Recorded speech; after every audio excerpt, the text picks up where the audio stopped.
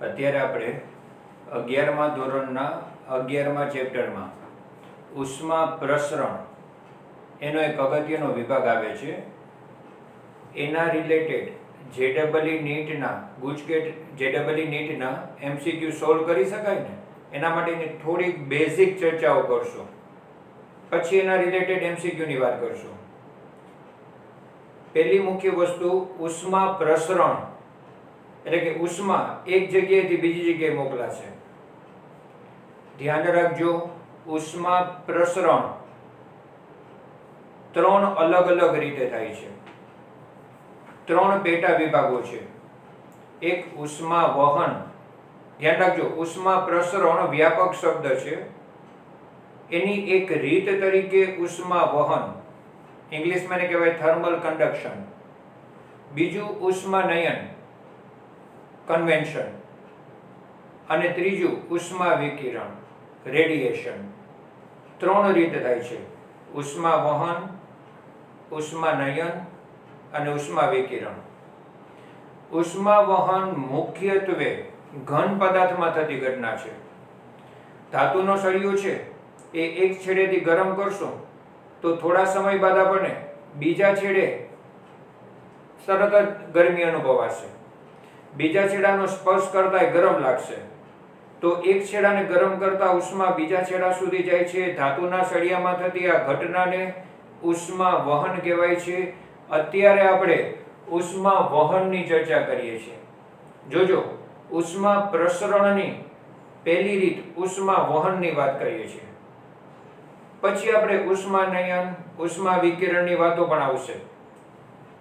ઉષ્મા વહન ઘન પદાર્થમાં મુખ્યત્વે થતી ઘટના છે, જેમાં એક છેડાને ગરમ કરશો ને એટલે ત્યાંના અણુ પરમાણુ દોલન કરશે. એની અસર એના બાજુના અણુ પરમાણુ થશે, ત્યાં વાઇબ્રેશન વધશે એટલે ત્યાંનું તાપમાન વધશે. એની અસર એના પછીના વિભાગના અણુઓને થશે, ત્યાંનું દોલન વધશે. તો એક છેડે આપેલી ઉષ્મા ને લીધે થતા વાઇબ્રેશન ક્રમશઃ સળિયાના બીજા વિભાગમાં આગળ વધશે. એને ઉષ્મા વહન કહેવાય છે. આ તો આ જે ઘટના છે એની ભૌતિક અસર ચર્ચા કરી. ગાણિતિક રીતે આપણે આ ઉષ્મા વહનના ઘણા બધા પરિણામો ઉપયોગમાં લેવાના છે. એમાંથી સૌથી પહેલી વસ્તુ જુઓ, આ આકૃતિના સંદર્ભમાં સમજીએ કે દાખલા તરીકે આ છેડો ગરમ છે અને આ છેડો છે એ ઠંડો છે. એક છેડાને આપણે ઊંચા તાપમાને રાખેલ છે, કમ્પેરેટિવલી બીજો છેડો નીચા તાપમાને છે. તો ઉષ્મા આ રીતે એક છેડાથી બીજા છેડા તરફ જશે. હવે આ ગરમ છેડાથી ઠંડા છેડા તરફ આ રીતે ઉષ્મા જતી હશે ને તો ક્રમશઃ તાપમાન ઘટતું હશે. આ છેડાનું તાપમાન ઊંચું, આમ જશું એમ તાપમાન ઓછું થશે. એટલે ધારો કે વચ્ચેના કોઈ એક આચ્છેદનો વિચાર કરીએ. આ આચ્છેદનું તાપમાન T + ડેલ્ટા T લખ્યું, જે ધારો કે x બરાબર 0 થી x અંતરે છે. x બરાબર 0 થી x અંતર આવેલું એક આચ્છેદ, ત્યાંનું તાપમાન T + ડેલ્ટા T લખ્યું. તો જરા આગળ જઈએ અને બીજો એક આચ્છેદ વિચારીએ, જે x બરાબર 0 થી x + ડેલ્ટા x અંતરે છે. એનો મતલબ આ આચ્છેદ x અંતરે છે તો બીજું આચ્છેદ x + ડેલ્ટા x અંતરે છે. જો આટલું અંતર x, આટલું અંતર x + ડેલ્ટા x, તો આ બે આચ્છેદ વચ્ચેનું અંતર છે ને એ ડેલ્ટા x થશે. આ બે આચ્છેદ વચ્ચેનું અંતર ડેલ્ટા x કીધું. વળી અહીંનું તાપમાન T + ડેલ્ટા T છે. ક્રમશઃ જતા ધારો કે આનું તાપમાન T છે. હવે જોજો, અંતરમાં x માં ડેલ્ટા x જેટલો વધારો થયો તો તાપમાનમાં T + ડેલ્ટા T ની બદલે T થયું એટલે ડેલ્ટા T જેટલો ઘટાડો થયો. બરાબર જોજો, ગરમ છેડાથી ઠંડા છેડા તરફ જશો એમ અંતર વધશે એમ તાપમાન ઘટશે. અહીંયા T + ડેલ્ટા T પછી આ તાપમાન T લીધું. વળી જો આ દાખલા તરીકે લંબઘન છે કે જેના આચ્છેદનું ક્ષેત્રફળ આપણે a વડે દર્શાવીએ છીએ. આ લંબઘનની લંબાઈ સ્મોલ l કહીએ અથવા કેપિટલ L કહીએ તો આ x બરાબર કેપિટલ L સ્થાન થયું. હવે આ સિચ્યુએશન છે, એક છેડો ગરમ છે, બીજો છેડો એના કરતા નીચા તાપમાન છે. ઉષ્મા ગરમ છેડાથી ઠંડા છેડા તરફ જાય છે. વચ્ચેના બે આછેદ લીધા. હવે આપણે પહેલા એક અલગ ભૌતિક રાશિ વ્યાખ્યાયિત કરવાની છે, પછી એનો ઉપયોગ આવશે, એના રિલેટેડ ગણતરી આવશે. જો પહેલી ભૌતિક રાશિ આવે છે તાપમાન પ્રચલન.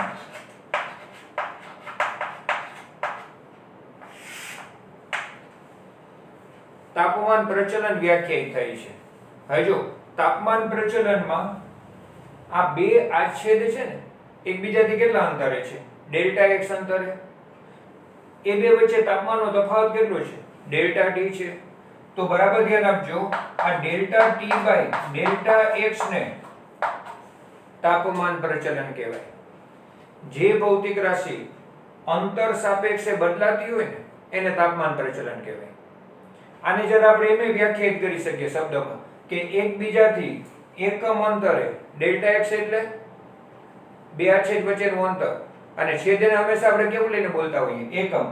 તો એકબીજાથી એકમ અંતરે આવેલા બે સમતલો વચ્ચેના તાપમાનના તફાવતને શું કહેવાય? તાપમાન પ્રચલન. જો એકબીજાથી એકમ અંતરે આવેલા બે સમતલના વચ્ચેના તાપમાનનો તફાવત ડેલ્ટા t વધારે, એમ તાપમાન પ્રચલન વધારે. ઇંગ્લિશમાં આને ટેમ્પરેચર ગ્રેડિયન્ટ કહેવાય છે. તો આ એક નવી રાશિ જરા ધ્યાનમાં રાખવાની છે. આના એકમ પારિમાણિક સૂત્રની ચર્ચા અલગથી હું કરું છું હમણાં. પહેલા બે ત્રણ નવી ભૌતિક રાશિ આવી જાય ને પછી શોર્ટ ક્વેશ્ચન માટે એ બધી માહિતીનો એક ટેબલ અલગથી લેશું આપણે. અત્યારે આ તાપમાન પ્રચલન રાશિ સાથે એક નવી બાબત આગળ વધારવાની છે. ધારો કે ડેલ્ટા Q જેટલી ઉષ્મા ગરમ છેડાથી ઠંડા છેડા તરફ વહન પામે છે.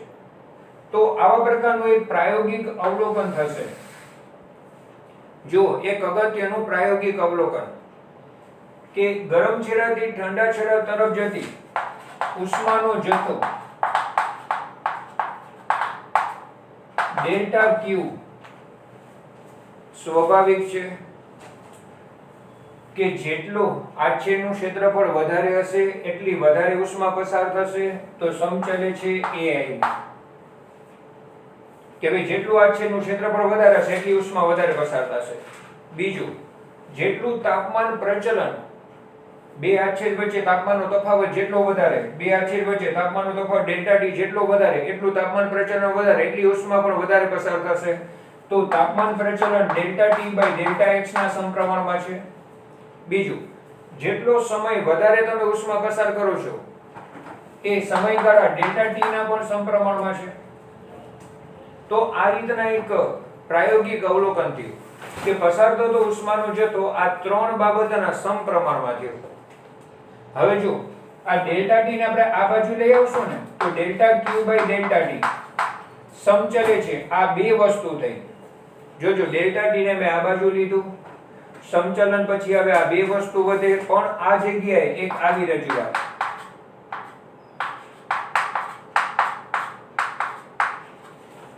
પહેલા તો એક નવી બાબત ધ્યાન રાખજો. આ ડાબી બાજુમાં જે પદ આવ્યું ને એ પસાર થતી ઉષ્માના જથ્થાના છેદમાં સમય, જેને હું એમ કહી શકું એકમ સમયમાં પસાર થતી ઉષ્માનો જથ્થો. એકમ સમયમાં પસાર થતી ઉષ્માનો જથ્થો જેને ઉષ્મા પ્રવાહ કહેવાશે.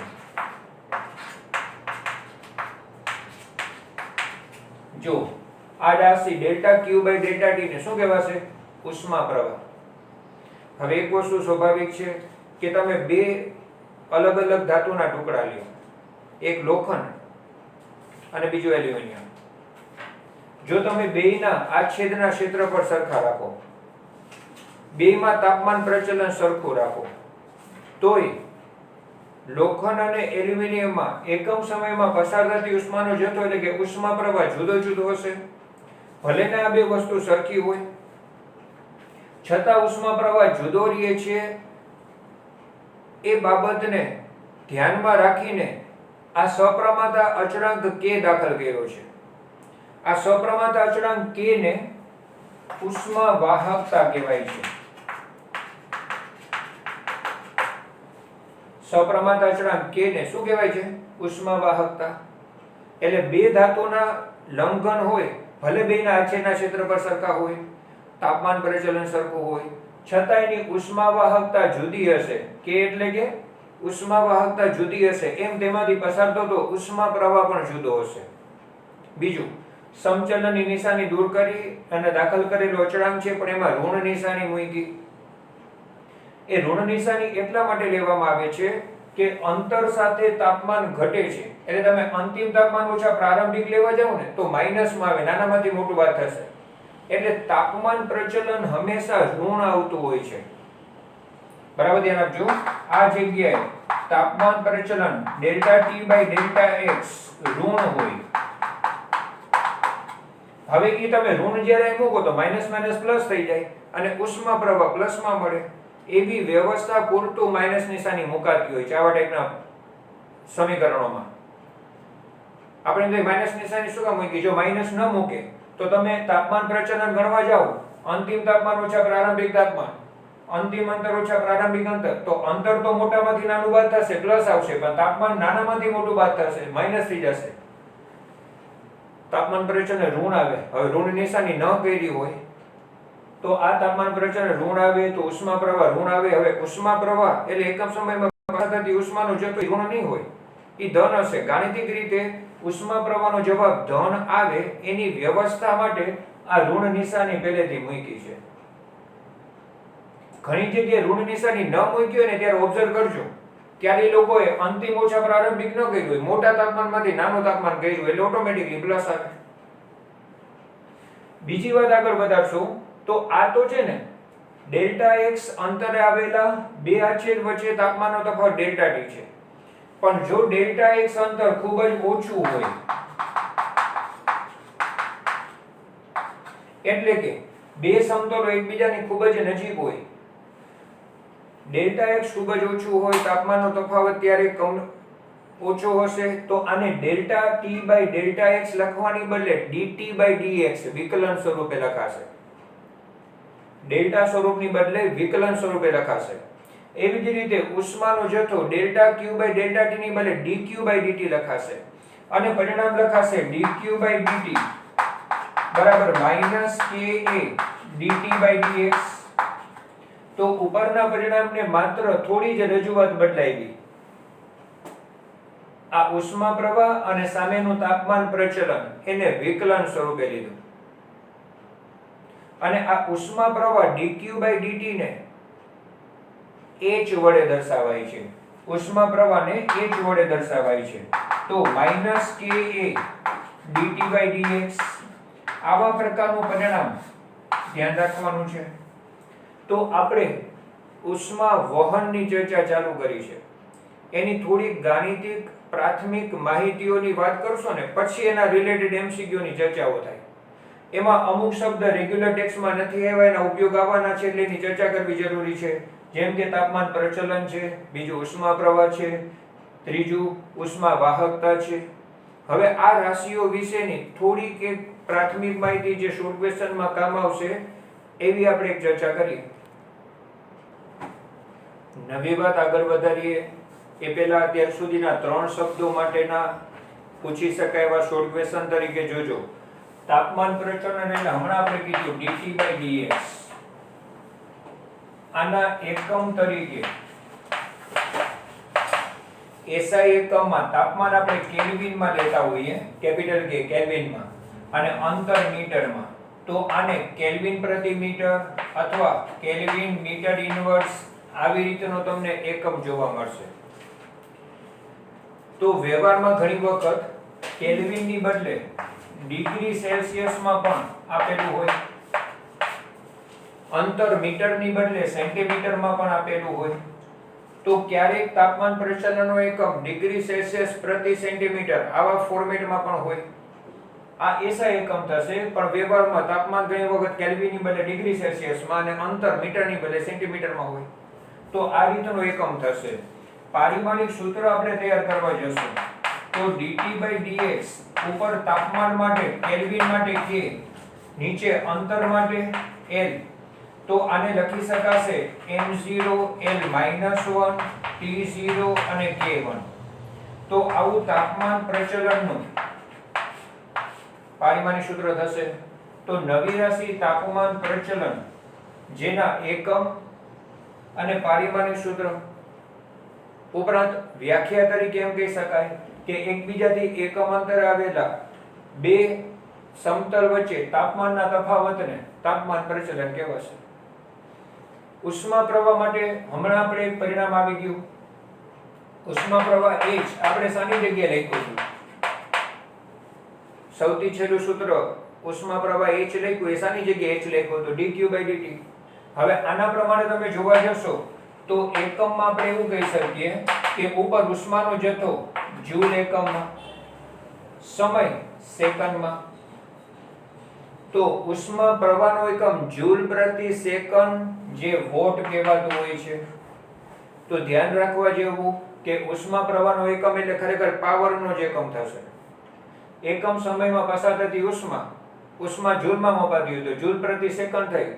જૂલ પ્રતિ સેકન્ડ એટલે વોટ થશે. એવી જ રીતે પારિમાણિક સૂત્ર લેવા જાવ તો પછી એ પાવરનું થશે. m1 l2 t-2 ઉષ્મા ઊર્જાનું થશે છેદમાં t+1 જે ઉપર આવે એટલે t-3. એટલે ખરેખર પાવરનું પારિમાણિક સૂત્ર એ જ ઉષ્મા પ્રવાહનું થશે. ત્રીજી વસ્તુ અગત્યની, હમણાં આપણે સૂત્ર ભણ્યા -ka dt/dx. હવે આમાંથી હું k ને સૂત્રનો કર્તા બનાવું તો માઈનસ નિશાની સામે આપીએ તો h ના છેદમાં a dt/dx ઉષ્મા વાહકતાનું સૂત્ર બનાવ્યું. હવે એમાં ઉષ્મા વાહકતાનો જો એકમ લખવું હોય ને તો તમે બે રીતે લખી શકશો. જો ઉષ્મા પ્રવાહ માટે તમે જૂલ પ્રતિ સેકન્ડ લખી શકો અથવા વોટે લખી શકો. અત્યારે પહેલા જૂલ પ્રતિ સેકન્ડ લખું. જો ઉપર ઉષ્મા પ્રવાહ માટે જૂલ સેકન્ડ ઇન્વર્સ લખ્યું. ક્ષેત્રફળ માટે મીટર સ્ક્વેર, તાપમાનનો ફેરફારના છેદમાં અંતર એટલે કેલ્વિન પ્રતિ મીટર, તાપમાન પ્રચલન એટલે કેલ્વિન પ્રતિ મીટર. 1 મીટર કેન્સલ થાય એટલે મીટર કેલ્વિન નીચે છે એ ઉપર આવશે તો એકમ લખી શકાશે joule second inverse metre inverse kelvin inverse. જો આ મીટરમાંથી એકવાર કેન્સલ થઈને એકવાર મીટર છે એ મીટર અને કેલ્વિન બે ઉપર આવે એટલે ઇન્વર્સ લખાશે. આને જૂલ સેકન્ડ ઇન્વર્સ ને વોટ પણ લખી શકાશે. તો watt meter inverse kelvin inverse શું થશે? ઉષ્મા વાહકતાનો એકમ. આ ઉષ્મા વાહકતાનો એકમ થશે. પારિમાણિક સૂત્ર માટે આપણે એવું કહી શકીએ કે ઉપર પાવરનું ઉષ્મા પ્રવાહ એટલે પાવરનું થયું. પાવરનું પારિમાણિક સૂત્ર મૂકશું તો સ્મોલ k ઉષ્મા પાવરમાં છેદમાં ક્ષેત્રફળ માટે L2 અને તાપમાન પ્રચલન માટે L-1 K1 L-1 અને K1. હવે આનું સાદુરૂપ આપશું તો જુઓ આ m1 સિવાય m ઉપર ઘાતાંકવાળું કોઈ પદ નથી. L2 કેન્સલ થઈ જશે પણ એક L-1 ઉપર આવે તો +1 થશે. t-2 અને K+1 છે -1. તો આ રીતે ઉષ્મા વાહકતાનું પારિમાણિક સૂત્ર. ત્રણ ભૌતિક રાશિ, ત્રણેયના એકમ અને ત્રણેયના પારિમાણિક સૂત્ર. 6 MCQ થશે. અથવા એવું બની શકે કે આ ત્રણ ભૌતિક રાશિ ડાબી બાજુ આપી હોય, સામે ત્રણ એકમો જમણી બાજુમાં આપ્યા હોય અને જોડકા બનાવવાના હોય, અથવા આ ઘટનાને અનુસંધાનમાં રહેલી ત્રણ ભૌતિક રાશિ, સામેની બાજુ ત્રણ પારિમાણિક સૂત્રો હોય અને આપણે જોડકા બનાવીને વિકલ્પ સિલેક્ટ કરવાના. આવા બેઝિક MCQ માટે આ બધી ચર્ચા જરૂરી થાય અને એના માટે આપણે માહિતી ઉમેરી.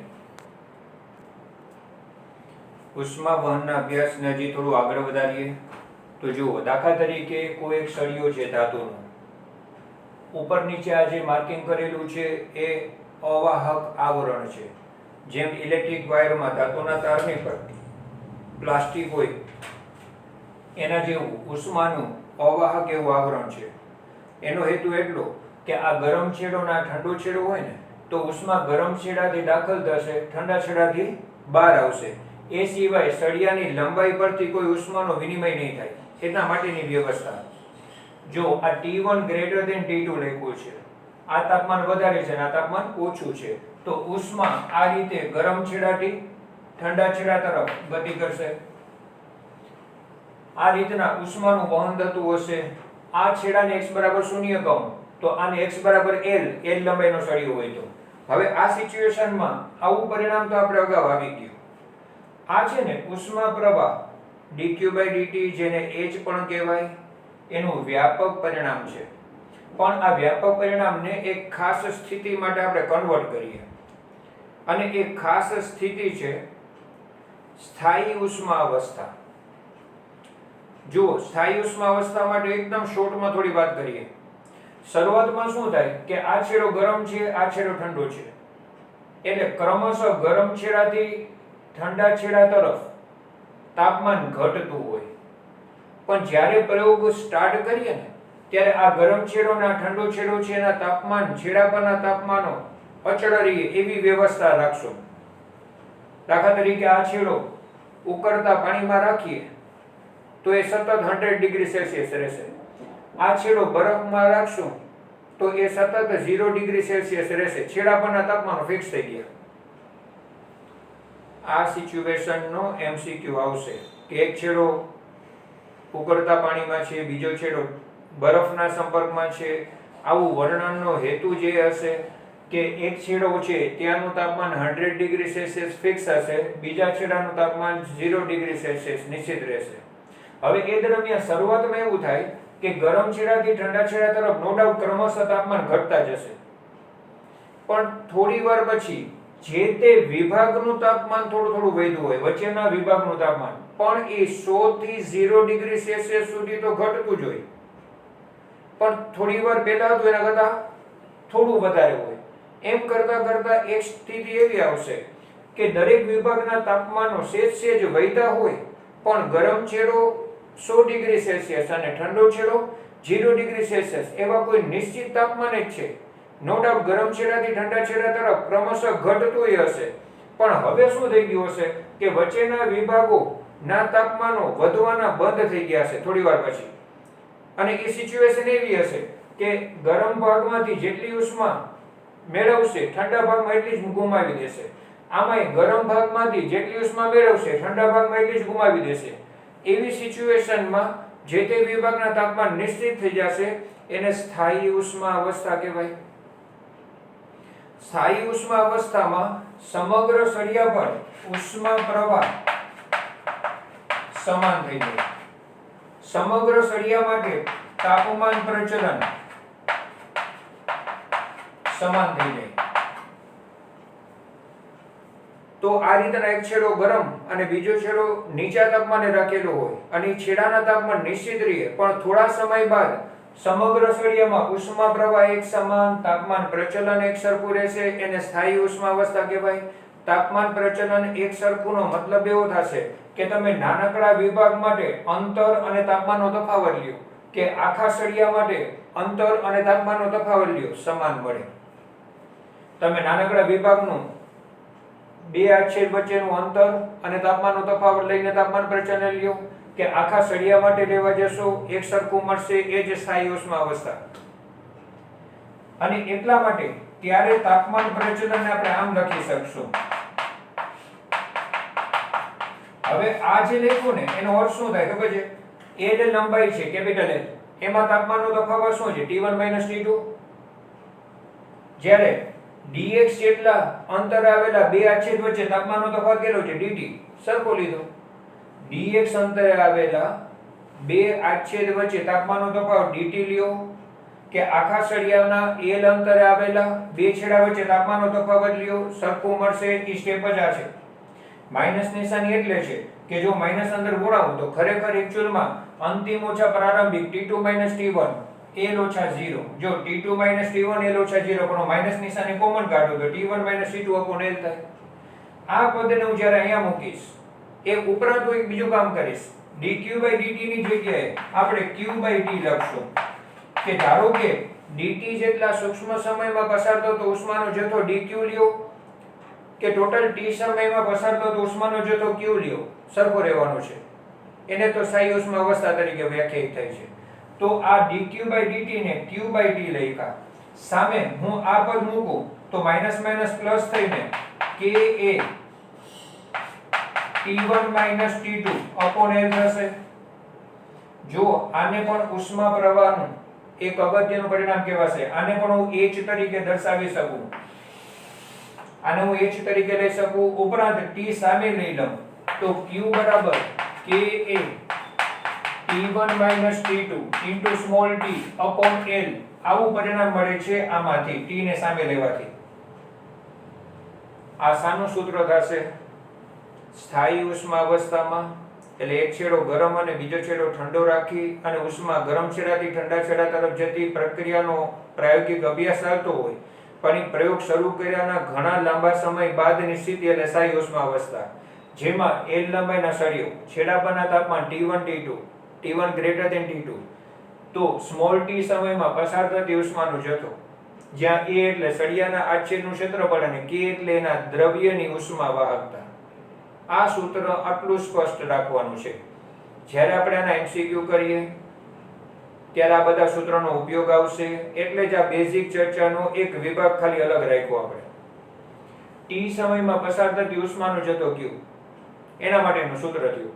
આનો ઉપયોગ આવશે ત્યારે યાદ કરાવીશ કે જો આપણે સૂત્ર લીધું હતું q બરાબર ka તાપમાનના તફાવત સ્મોલ t ના છેદમાં l તો આ રીતના સ્થાયી ઉષ્મા અવસ્થામાં t સમયમાં પસાર થતી ઉષ્માનો જથ્થો થયો. હજી એક નવી ભૌતિક રાશિ ઉષ્મા પ્રવાહની આપણે વાત કરીએ છીએ. જો આ ઉષ્મા પ્રવાહ સાથે એક નવી રાશિ આવશે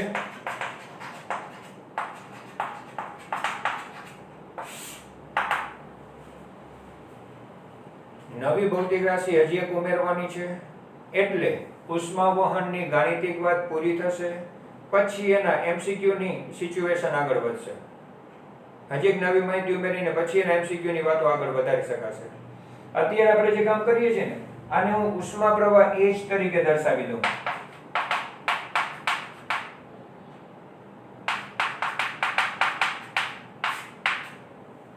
જો આને આપણે ઉષ્મા પ્રવાહ h કહી દઈએ છીએ. હવે જોજો આ ka છે ને એને છેદના છેદમાં લઈ લઉં તો h બરાબર T1 T2 છેદમાં L ના છેદમાં ka. જો આ સૂત્રને થોડુંક અલગ રીતે લખ્યું મેં કીધું એ પ્રમાણે ka L ના છેદમાં લઈ ગયા. હવે આ પરિણામને છે ને જરા કમ્પેર કરવાનું છે વિદ્યુતને લગતી પરિણામ સાથે. આ ઉષ્મા પ્રવાહ છે h. વારંવાર આપણે કીધું વિદ્યુત પ્રવાહ તમે લ્યો ને કમ્પેરિઝનમાં તો ઓહમના નિયમ ઉપરથી I બરાબર V/R ખૂબ જાણીતું છે. વિદ્યુત પ્રવાહ એટલે વિદ્યુત સ્થિતિમાનનો તફાવત બે છેડા વચ્ચે વિદ્યુત સ્થિતિમાનનો તફાવત હોય ને V ત્યારે તો વિદ્યુત પ્રવાહ મળશે. અને એમાં આ છેદ છે એ તારનો અવરોધ છે. હવે તમે કમ્પેર કરશો ને તો જો જેમ વિદ્યુત પ્રવાહ છે ને એમાં અહીંયા ઉષ્મા પ્રવાહ છે. જેમ વિદ્યુત સ્થિતિમાનનો તફાવત હોય ને એમાં અહીંયા તાપમાનનો તફાવત હોય તો જ ઉષ્મા પ્રવાહ મળે. તો પછી બરાબર જોજો વિદ્યુત પ્રવાહની જગ્યાએ ઉષ્મા પ્રવાહ વિદ્યુત સ્થિતિમાનના તફાવતની જગ્યાએ તાપમાનનો તફાવત તો અવરોધ R ની જગ્યાએ જે પદ છે ને એને ઉષ્મીય અવરોધ કહેવાય છે. તો અવરોધ R ની જગ્યાએ શું છે L/Ka. તો બરાબર ધ્યાન આપજો નવી રાશિ ઉષ્મીય અવરોધ જેને RH વડે દર્શાવીએ હીટ રેઝિસ્ટન્સ કહેવાશે. RH એટલે કે હીટ રેઝિસ્ટન્સ. ઉષ્મીય અવરોધ જેનું નામ છે એ રાશિ RH બરાબર શાની જગ્યાએ આવ્યું L/Ka. ધ્યાન રાખજો આ પરિણામનો શોર્ટ ક્વેશ્ચનમાં ઉપયોગ આવતો હશે, MCQ માં ઉપયોગ આવતો હશે. A એટલે સળિયાની લંબાઈ, A એટલે એના આચ્છેદનું ક્ષેત્રફળ, K એટલે એ Q દ્રવ્ય છે એની ઉષ્મા વાહકતા. આ ત્રણ બાબત ઉપરથી એનો ઉષ્મીય અવરોધ નક્કી થશે. નવી રાશિ ઉષ્મીય અવરોધ. વળી ધ્યાન આપજો આ ઉષ્મીય અવરોધ હું અહીંયા લખી નાખું RH તો આ જ પરિણામ ફરીથી આપણે લખીએ તો શું લખી શકાશે? આ જ પરિણામ ફરીથી લખશું ને તો આપણે આમ લખી શકશું H બરાબર T1 T2 ના છેદમાં RH. આમાંથી હું RH ને સૂત્રનો કરતા બનાવું ને તો RH બરાબર શું થશે? T1 - T2 ના છેદમાં H. આને જરા જુદી રીતે વિચારો તો જેમ આમાં આપણે R બરાબર V/I થાય ને એમાં અહીંયા RH બરાબર T1 - T2/H. આને શબ્દમાં મારે કેવું હોય તો શું કહેવાય? જો આ જ વસ્તુને હું એક્સટેન્ડ કરું, R ઉપર લો, I નીચે લો, તાને એમ કહીશ ને કે અવરોધ એટલે વિદ્યુત સ્થિતિમાનના તફાવતના છેદમાં વિદ્યુત પ્રવાહ. ઓહમનો નિયમ. અવરોધ એટલે વિદ્યુત સ્થિતિમાનના તફાવતના છેદમાં વિદ્યુત પ્રવાહ. હવે તમે અહીં જો ઉષ્મીય અવરોધ એટલે વિદ્યુત સ્થિતિમાનના તફાવતને બદલે તાપમાનનો તફાવત, વિદ્યુત પ્રવાહની બદલે ઉષ્મીય પ્રવાહ. એ રીતે પણ ક્યારેક કામ આવી શકશે આ પરિણામ, એટલે ચર્ચા કરી. એટલે ખરેખર વિદ્યુતને લગતી રાશિ છે ને એની કમ્પેરિઝનમાં જ આ વસ્તુ થાય છે. એટલે તો શું થશે કે જ્યારે આપણે બે સળિયાઓનું શ્રેણી જોડાણ લેશું ને ત્યારે કુલ ઉષ્મીય અવરોધ માટે R બરાબર R1 + R2 લેશું. 10મા ધોરણમાં શ્રેણી જોડાણ માટે R બરાબર R1 + R2 ભણ્યા. એ જ વસ્તુ ઉષ્મીય અવરોધ માટે લાગશે. જો સળિયાઓ સમાંતરમાં હશે, શ્રેણીની બદલે સમાંતરમાં હશે, ત્યારે 1/R બરાબર 1/R1 + 1/R2 લેશું. એ પરિણામ પણ 10મા ધોરણમાં તમે વિદ્યુત અવરોધ માટે ભણ્યા હતા, એ ઉષ્મીય અવરોધ માટે લાગુ પડશે. કારણ કે એકદમ સમતુલ્ય રાશિ વ્યાખ્યાયિત કરી છે. વિદ્યુત અવરોધની જેમ જ ઉષ્મીય અવરોધ. વિદ્યુત પ્રવાહની જગ્યાએ ઉષ્મા પ્રવાહ છે, વિદ્યુત સ્થિતિમાનના તફાવતની જગ્યાએ તાપમાનનો તફાવત છે. વળી નવી રાશિ આવે એટલે એના એકમ અને પારિમાણિક સૂત્ર થાય. અગાઉ જો આપણે 3 રાશિ તાપમાન પ્રચલન, ઉષ્મા પ્રવાહ અને ઉષ્મા વાહકતા ત્રણેયના એકમ અને પારિમાણિક સૂત્ર કર્યા. ચોથું ઉષ્મીય અવરોધના એકમ અને પારિમાણિક સૂત્ર કહું તો 4 દુ ને 8 એકમ અને 8 પારિમાણિક સૂત્ર જોડકા સ્વરૂપે કોમ્બિનેશનમાં આવી શકે, એના માટેની આ ચર્ચા છે. જો તમે ઉષ્મીય અવરોધનો એકમ લખવા જશો ને તો આ રીતના તમને સમજાશે. એના માટે મેં ખરેખર આ પરિણામ લખ્યું છે કે તાપમાનનો તફાવત કેલ્વિનમાં હોય, ઉષ્મા પ્રવાહ વોટ એકમમાં ભણી ગયા તો ઉષ્મીય અવરોધનો એકમ આવશે કેલ્વિન વોટ ઇનવર્સ અથવા કેલ્વિન પ્રતિ વોટ. આવી રીતે ઘણી વખત તમને એકમ જોવા મળે ત્યારે આશ્ચર્ય ન થાય કે આ ઉષ્મીય અવરોધનો એકમ કઈ રીતે આવ્યો કે સમજાયું. કેલ્વિન પ્રતિ વોલ્ટ આના ઉપરથી સમજાશે, અથવા તો એને કેલ્વિન વોટ ઇનવર્સ પર લખાય. પારિમાણિક સૂત્ર બનાવવું હોય તો ઉપર તાપમાનના તફાવત માટે કેલ્વિન માટે કે, નીચે ઉષ્મા પ્રવાહ માટે પાવરનું પારિમાણિક સૂત્ર. તો જો આ રીતના RH નું પારિમાણિક સૂત્ર તૈયાર કરી શકાશે. ઉપર તાપમાનનો તફાવત કેલ્વિન માટે K1, નીચે પાવર માટે M1 L2 T-3 હોય, પણ આને આપણે ઉપર લઈ જશું તો M-1 L-2 T-3 ની બદલે +3 અને K1. તો આવું ઉષ્મીય અવરોધનું પારિમાણિક સૂત્ર થયું. ખરેખર છે ને આ પરિણામનો પણ ઉપયોગ આવશે જ, પણ આ એટલું જ મહત્વનું થશે. આ બે કમ્પેરિઝનમાં વિદ્યુતના પરિણામો થશે. આને ને આને કમ્પેર કરી અને R ની જગ્યાએ આ પદ છે એવું સમજાવ્યું. આ બધી વસ્તુઓ મહત્વની છે. તમને આ વસ્તુ ન ખબર હોય ને આમાંથી તો ઉષ્મીય અવરોધનો એકમ તમે જ્યારે આવો વાંચો ને કેલ્વિન પ્રતિ વોટ, તો આ સૂત્ર ઉપરથી કન્ફ્યુઝન થશે કે કેલ્વિન પ્રતિ વોટ ક્યાંથી આવ્યું આ સૂત્રમાંથી. આપણે એકમ નક્કી કરીએ છીએ આ પરિણામ ઉપરથી. આ દાખલા ગણતરી માટે ઉપયોગમાં લેનારો પ્રશ્ન છે, એનું સૂત્ર થશે. તો અત્યાર સુધી આપણે ખરેખર હજુ તો ઉષ્મા વહનના MCQ ગણી શકીએ એના માટેની પ્રાથમિક સૂત્રાત્મક ચર્ચાઓ સ્પષ્ટ કરી છે.